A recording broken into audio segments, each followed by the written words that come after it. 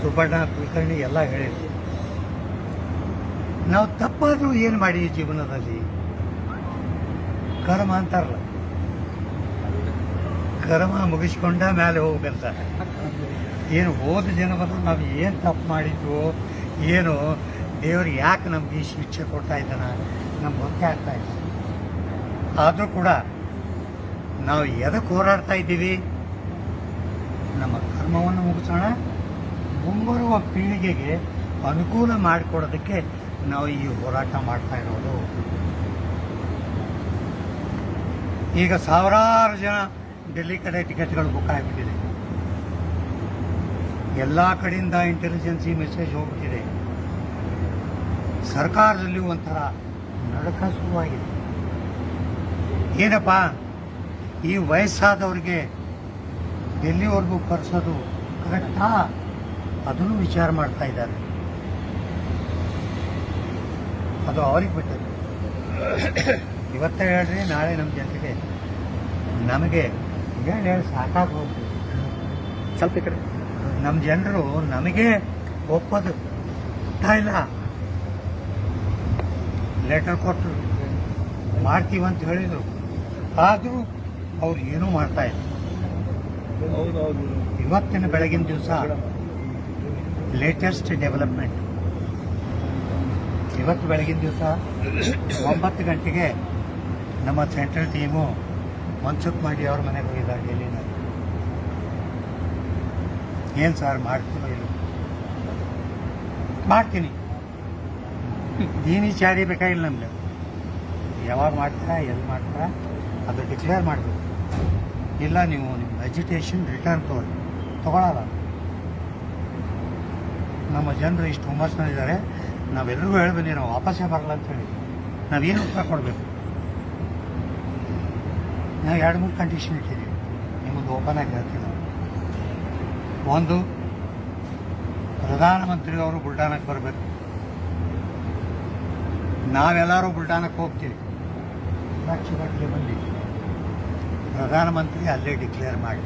ಇದು first demand. ನಮ್ಮದು 2ನೇ ಡಿಮ್ಯಾಂಡು, ಯಾವಾಗ ಮಾಡ್ತೀರಾ, ಎಷ್ಟು ಮಾಡ್ತೀರಾ ಅದು ಮೀಡಿಯಾಕ್ಕೆ ಹೋಗಬೇಕು, ರೈಟಿಂಗ್ನಲ್ಲಿ ಬರಬೇಕು. ಇವೆರಡು ಕಂಡೀಷನ್ ಇಟ್ಕೊಂಡು ಈ ಮಧ್ಯಾಹ್ನ ಮೀಟಿಂಗ್ ಇದೆ.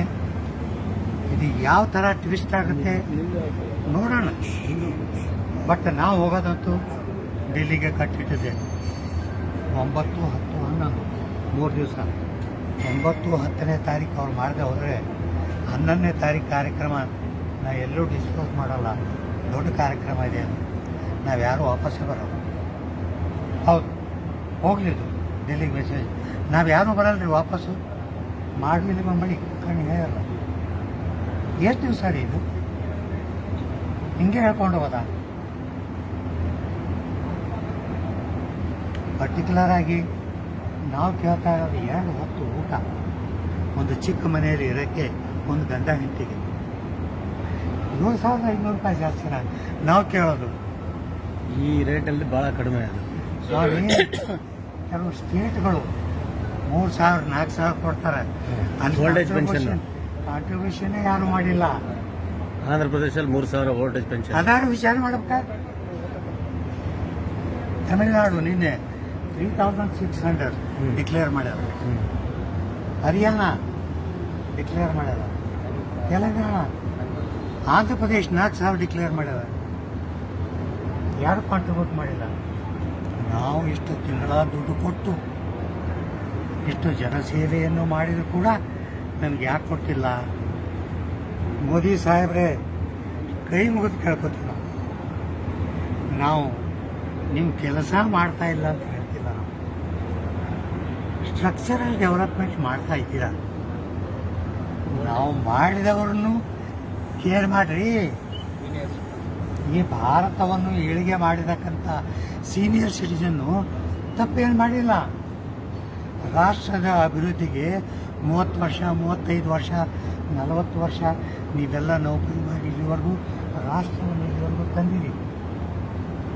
ನಮಗೂ 2 ಹೊತ್ತು ಊಟ ಒಂದು ಚಿಕ್ಕ ಮನೆಯಲ್ಲಿ ಇರೋದು. ನಾವು ಮರಣ ಹೊಂದಿದ ಮೇಲೆ ನಮ್ಮ ಅದೇನು ಚೀತಾಕ ರೊಕ್ಕ ಖರ್ಚಾಗೋದು ನಮ್ಮಿಂದ ಆಗಲಿ, ನಾವು ಕೈ ಒಡ್ಡೋದು ಬೇಡ.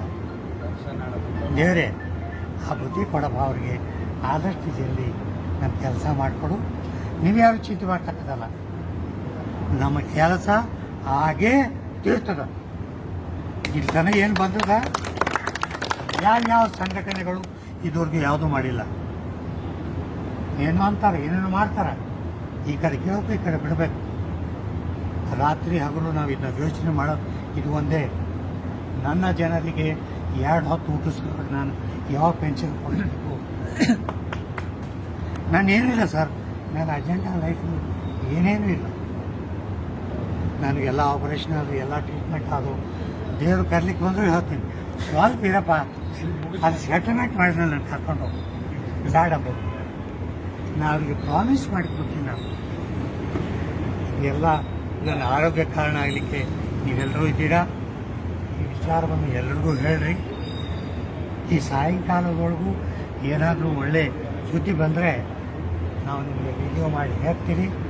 ಎಲ್ಲರೂ ಇದನ್ನು ಪ್ರಸಾರ ಮಾಡಿರಿ, ಎಲ್ಲರೂ ನೋಡ್ರಿ. ಬೋಲೋ ಭಾರತ್ ಮಾತಾ ಕಿ ಜೈ. ದಯವಿಟ್ಟು